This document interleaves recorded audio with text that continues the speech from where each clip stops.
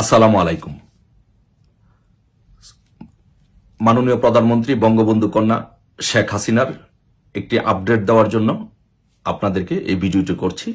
সেই আপডেট হচ্ছে যে মাননীয় প্রধানমন্ত্রী বঙ্গবন্ধু কন্যা শেখ হাসিনা সম্পূর্ণ সুস্থ আছেন এবং মাননীয় প্রধানমন্ত্রী বঙ্গবন্ধু কন্যা শেখ হাসিনা দলের নেতাকর্মীদেরকে সকলকে ইনস্ট্রাকশন দিয়ে যাচ্ছেন।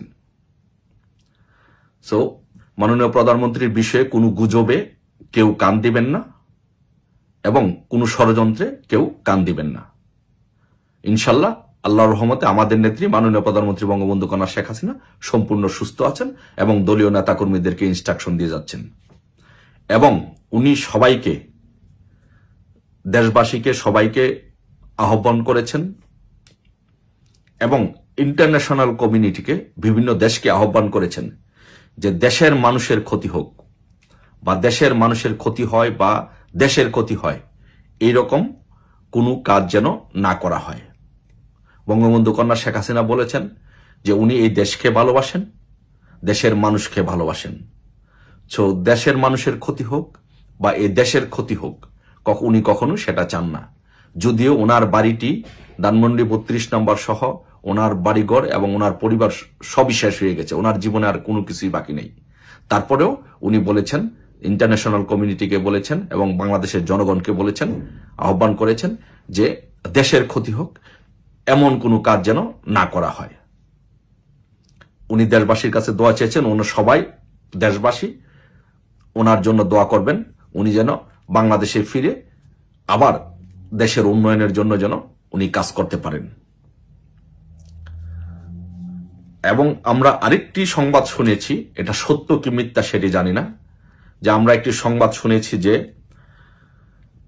সুদখোর মহাজন ইউনূস উনি নাকি অসুস্থ।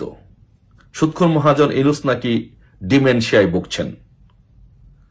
তো আমরা দেখেছি যে সুদখোর মহাজন ইউনূস এক এক সময় এক এক কথা বলছেন, সকালে এক কথা বলছেন, বিকালে এক কথা বলছেন। সো এই সুদখোর মহাজন ইউনূস শুনলাম যে উনি নাকি চিকিৎসার জন্য উনি পাকিস্তানে যাচ্ছেন।